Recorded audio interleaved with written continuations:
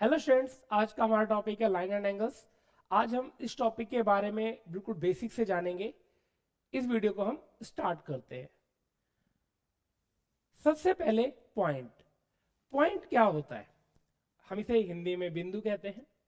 ठीक, जो पॉइंट होता है इसमें कोई डायमेंशन नहीं होती है। डायमेंशन को हिंदी में हम आयाम कहते हैं। डायमेंशन का मतलब है कि ना तो इसमें लेंथ होती है, ना तो इसमें विड्थ होती है, और ना ही इसमें हाइट होती है। तो जस्ट हम अगर कहीं पर एक डॉट लगाते हैं तो उसी को हम क्या कहते हैं? पॉइंट कहते हैं। समझ में आ गया आपको? अब हम बात करते हैं लाइन की। लाइन क्या होती है? तो लाइन एक कलेक्शन ऑफ पॉइंट्स, उन्हीं पॉइंट्स का एक कलेक्शन है। लाइन क्या है? Collection of points. जो पॉइंट अभी हमने थोड़ी देर पहले पढ़ा उसी का एक कलेक्शन है। लाइन में ओनली लेंथ होती है, सिर्फ क्या होती है? लंबाई होती है। लाइन में ना तो चौड़ाई होती है और ना ही ऊंचाई होती है। इसलिए लाइन को हम वन डायमेंशनल बोलते हैं। क्या बोलते हैं? One dimensional. इसमें सिर्फ एक आयाम होता है, इसमें सिर्फ लेंथ होती है। ठीक, लाइन की एक विशेषता यह है कि लाइन को बोथ डायरेक्शन में, लाइन को हम बोथ डायरेक्शन में इनफाइनाइट तक बढ़ा सकते हैं, अनंत तक बढ़ा सकते हैं, क्योंकि इसकी बोथ डायरेक्शन में कोई भी एंड पॉइंट्स नहीं होते हैं। अब हमारा नेक्स्ट टॉपिक आता है लाइन सेगमेंट। लाइन सेगमेंट को हिंदी में हम कहते हैं रेखाखंड। अब रेखाखंड, खंड मतलब क्या होता है? भाग। तो अभी थोड़ी देर पहले जो हमने पढ़ा था लाइन, लाइन क्या था? Collection of points. लाइन क्या था? Collection of points. तो उन्हीं लाइन का ये एक पार्ट है। बस लाइन सेगमेंट में क्या होता है? बोथ डायरेक्शन में एंड पॉइंट्स होते हैं, जिसकी वजह से इसकी एक डेफिनेट लेंथ होती है। इसको हम मेजर करते हैं। ठीक, समझ में आ गया? लाइन सेगमेंट क्या है? पार्ट ऑफ लाइन है विथ टू एंड पॉइंट्स। अब नेक्स्ट टॉपिक की बात करते हैं। रे। रे को हिंदी में हम कहते हैं किरण। रे क्या होती है? ये भी लाइन का ही एक पार्ट है। बस कंडीशन क्या है? इसमें वन एंड पर पॉइंट होता है, मतलब एक डायरेक्शन में ये फिक्स्ड होता है, इसको हम और नहीं बढ़ा सकते। लेकिन दूसरी डायरेक्शन में इसको हम इनफाइनाइट तक बढ़ा सकते हैं। ये हमारी रे होती है। और डायरेक्शन कुछ भी हो सकती है। आपका पॉइंट यहां पे, आप इस डायरेक्शन में इनफाइनाइट तक बढ़ा सकते हो, आप इस डायरेक्शन में इनफाइनाइट तक बढ़ा सकते हो, आप इस डायरेक्शन में, आप किसी भी डायरेक्शन में इसको इनफाइनाइट तक बढ़ा सकते हो। लेकिन एक डायरेक्शन में इसका जो क्या होगा, वन साइड क्या होगा, वो फिक्स रहेगा। उस डायरेक्शन में आप इसको नहीं बढ़ा सकते। समझ में आ गया रे क्या होते हैं? अब बात करते हैं हम कोलिनियर पॉइंट्स। कोलिनियर पॉइंट्स जिसे हिंदी में हम समरेख बिंदु कहते हैं। कोलिनियर पॉइंट्स वो पॉइंट्स होते हैं जब तीन या उससे ज्यादा पॉइंट्स को हम एक ही लाइन पर दिखा सकते हैं, तो उसे हम कोलिनियर पॉइंट्स कहते हैं। जैसे आप एग्जांपल में देख सकते हो ए बी सी, यहां पर 3 पॉइंट्स हैं और 3 के 3 पॉइंट्स, तीनों के तीनों पॉइंट्स एक ही लाइन पर है, तो ये हमारे क्या हो गए? Collinear points. फिर आता है आपका नॉन कोलिनियर पॉइंट्स। ये नॉन कोलिनियर पॉइंट्स क्या होते हैं? हिंदी में कहते हैं असमरेखीय बिंदु। जब यही पॉइंट्स, यही 3 पॉइंट्स आपके वन लाइन पर नहीं आते हैं। जैसे आप देख सकते हैं यहां पे, अगर यहां पर मैं एक लाइन ड्रॉ करता हूं तो बी और सी पॉइंट लाइन पे आ रहा है, लेकिन ए पॉइंट जो है वो आपका बी सी लाइन पर नहीं आ रहा। तो ए बी सी ये तीनों पॉइंट्स क्या हो गए? नॉन कोलिनियर पॉइंट्स हो गए।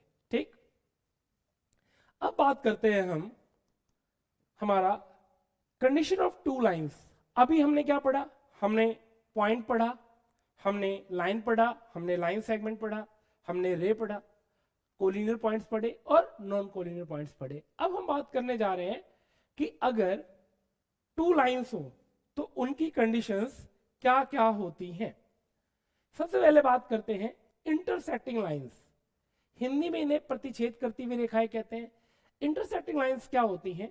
जब दो लाइन किसी भी पॉइंट पर, जब दो लाइंस किसी भी पॉइंट पर एक दूसरे को काटती हैं तो उन्हें हम प्रतिच्छेद करती हुई रेखाएं कहते हैं, इंटरसेक्टिंग लाइंस कहते हैं।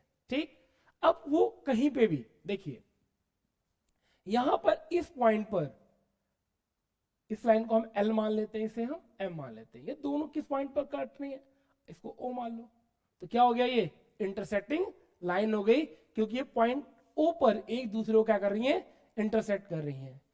ठीक, इंटरसेक्ट का मतलब होता है कि दो लाइनें किसी भी पॉइंट पर, जरूरी नहीं कि वो बीचों बीच से काटे, ये कहीं से भी एक दूसरे को क्या कर सकती हैं, इंटरसेक्ट कर सकती हैं, प्रतिच्छेद कर सकती हैं।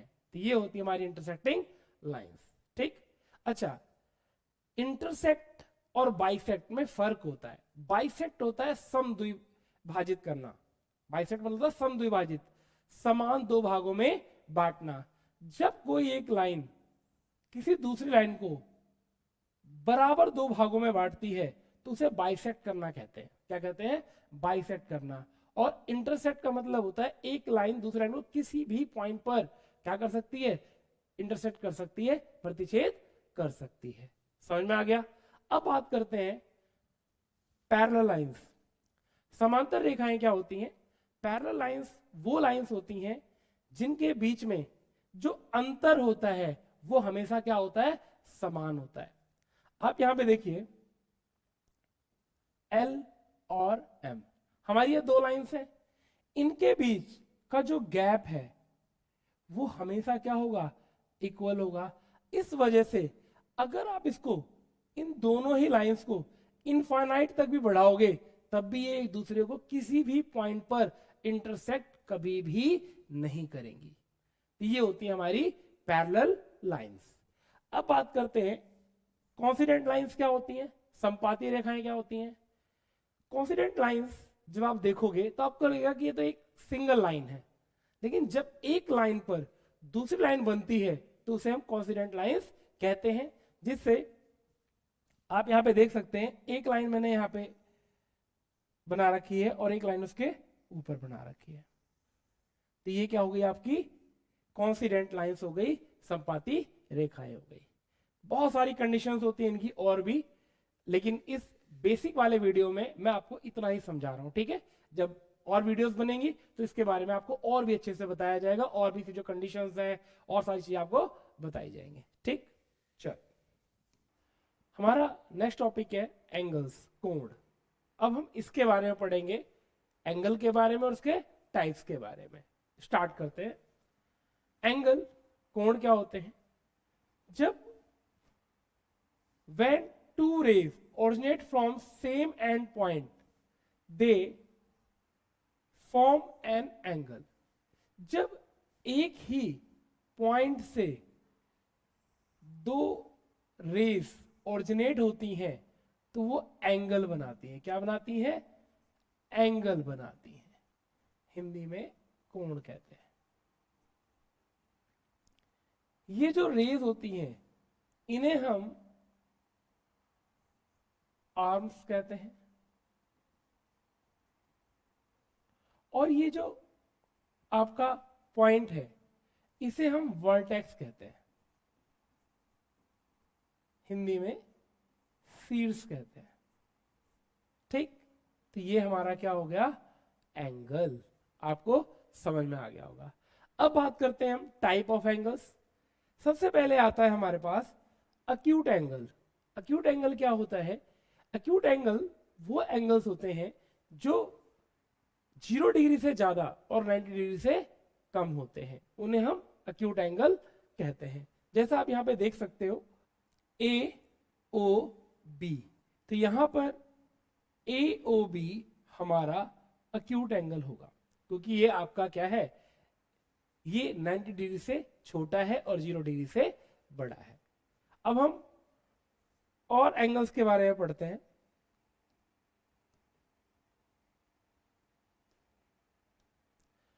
Right angle. राइट एंगल क्या होते हैं, हिंदी में से समकोण कहते हैं। वो एंगल जो 90 डिग्री के होते हैं। आप यहां पे देख सकते हैं कि यहां पर ये 90 डिग्री के इक्वल है। जब भी कहीं यहाँ पर एक बॉक्स होता है जो इस चीज को रिप्रेजेंट करता है कि ये एंगल जो है वो 90 डिग्री का है, इसे हम बोलते हैं राइट एंगल। फिर आता है हमारा ऑब्ट्यूस एंगल, हिंदी में अधिक कोण कहते हैं। ऑब्ट्यूस एंगल क्या होते हैं? ऑब्ट्यूस एंगल वो एंगल होते हैं जो 90 डिग्री से ज्यादा होते हैं लेकिन 180 डिग्री से क्या होते हैं? कम होते हैं, उन्हें हम कहते हैं ऑब्ट्यूस एंगल। अब बात करते हैं रिफ्लेक्स एंगल की। आप यहां देख सकते हैं, यहां पर जो ये एंगल है ये आपका 90 डिग्री से ज्यादा है और 180 डिग्री से कम है। अब अगर आप ये चाहते हैं पता चले कि 90 डिग्री से ज्यादा कैसे, तो आप यहां पर एक परपेंडिकुलर ड्रॉ कर सकते हैं, एक लाइन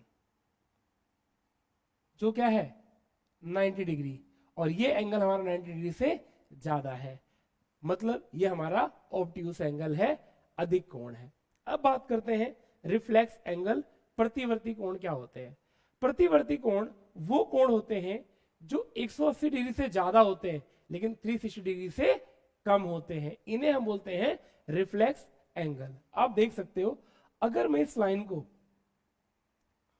स्ट्रेट लाइन बना दूं, हमें पता है ये कितना होता है 180 डिग्री, और ये 180 डिग्री से क्या है और ज्यादा है, तो ये जो कंप्लीट है ये क्या है आपका एक रिफ्लेक्स एंगल है, क्योंकि ये 180 डिग्री से ज्यादा है और 360 डिग्री से कम है, तो ये हमारा क्या है रिफ्लेक्स एंगल। ठीक,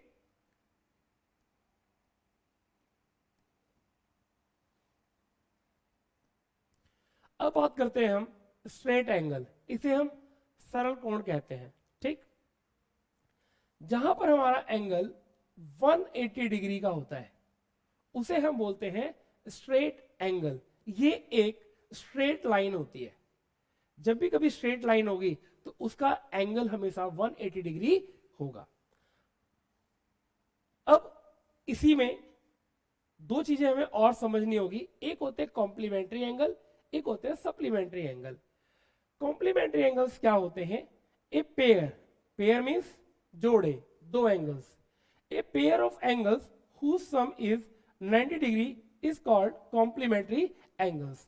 आप यहां पे देखिए ए ओ बी सी, अगर मैं यहां पे angle A O C plus angle B O C करता हूं तो कितना हो रहा है 90 डिग्री, मतलब यहां पे ए ओ सी और बी ओ सी को प्लस करने पर ये 90 डिग्री के इक्वल है, इसका मतलब ये हमारे कॉम्प्लीमेंट्री एंगल्स हैं। अब बात करते हैं सप्लीमेंट्री एंगल्स, जिन्हें हम संपूरक कोण कहते हैं। सप्लीमेंट्री एंगल क्या होते हैं? इसी तरीके से a pair of angles whose sum is 180 degree, अगर किन्हीं भी दो एंगल्स को जोड़ने पर उनका सम 180 डिग्री आता है तो उसे हम सप्लीमेंट्री एंगल कहते हैं।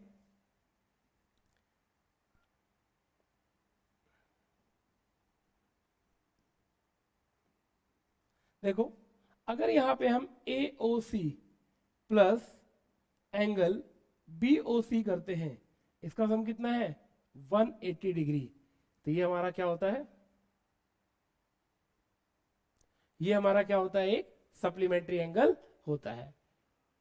आपको कॉम्प्लीमेंट्री एंगल और सप्लीमेंट्री एंगल समझ में आ गया होगा। अब हम आगे बढ़ते हैं, अब हम पढ़ेंगे एडजेसेंट एंगल, हिंदी में इसे आसन्न कोण कहते हैं। एडजेसेंट एंगल क्या होते हैं? Two angles are adjacent if they have a common vertex, common arm, non common arms are on opposite side of common arms. ठीक, आप देखिए यहां पर ये क्या है वर्टेक्स है, जिसे हम हिंदी में शीर्ष कहते हैं, और ये क्या है कॉमन आर्म है, किसकी? इन दोनों आर्म्स की।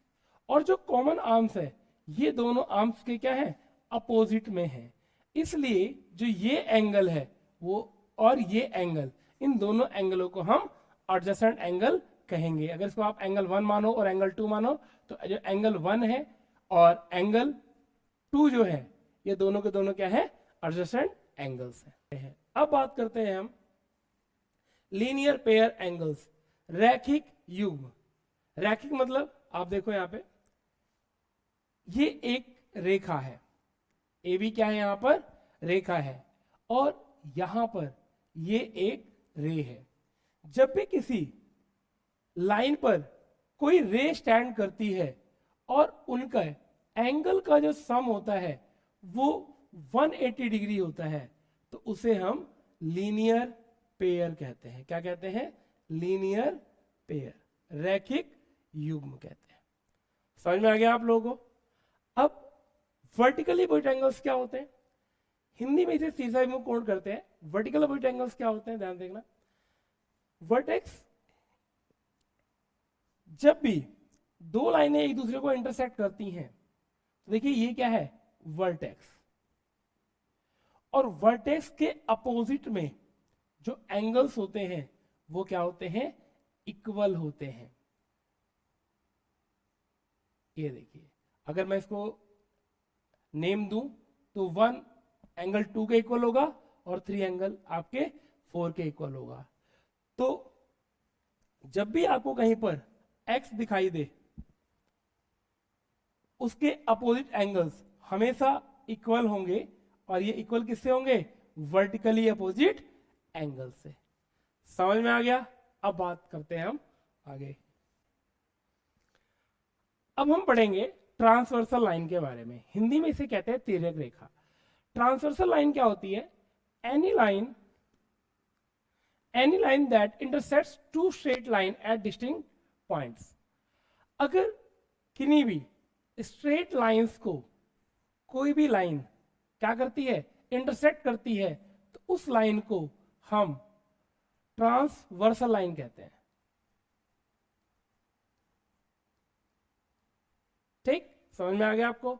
और जरूरी नहीं है कि दोनों लाइनें पैरेलल ही हो, ये नॉन पैरेलल लाइंस भी हो सकती है।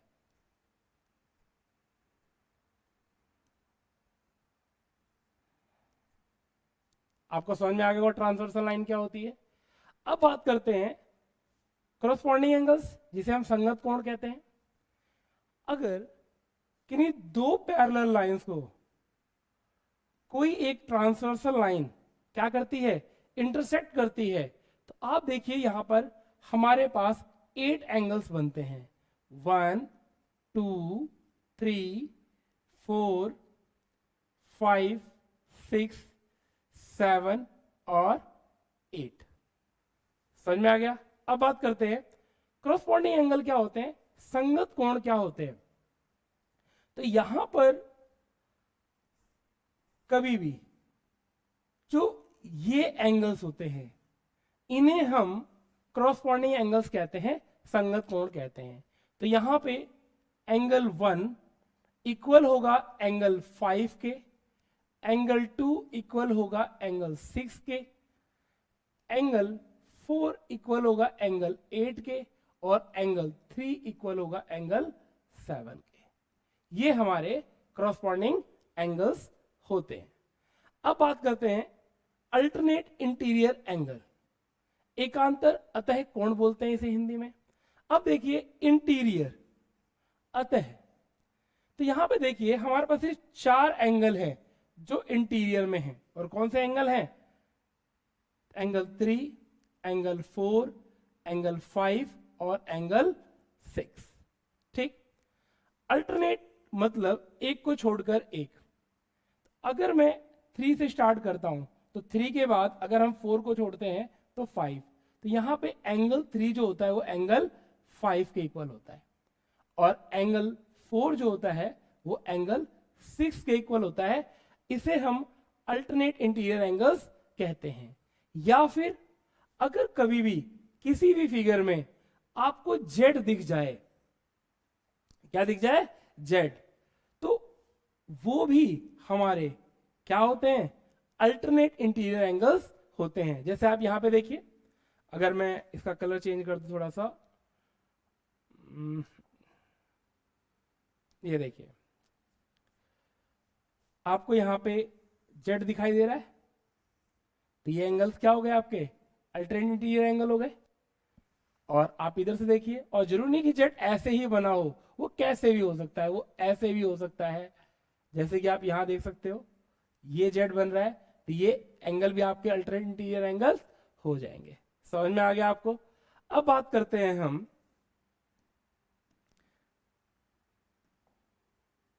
अल्टरनेट एक्सटीरियर एंगल्स की। इसे बोलते हैं एकांतर बाह्य कोण। ठीक, बाह्य मतलब, एक्सटीरियर मतलब आपका एंगल 1, पहले मैं इसे दोबारा से कंप्लीट कर लेता हूं, 5, 6, 7 और 8। यहां पे एंगल 1, एंगल 2, एंगल 7 और एंगल 8 जो है वो आपके एक्सटीरियर एंगल्स हैं। क्या है? बाह्य कोण है। अब अल्टरनेट का मतलब फिर से वही है, 1 के बाद क्या होगा आपका 7, तो यहां पे 1 जो एंगल है वो एंगल 7 के इक्वल होगा। ठीक, और एंगल जो 2 है वो एंगल 8 के इक्वल होगा। इन्हें हम बोलते हैं अल्टरनेट एक्सटीरियर एंगल्स। आप में से जो बच्चे नोट्स बनाना चाहते हो वो इस टॉपिक के, मैं आप स्क्रीनशॉट्स ले लीजिए।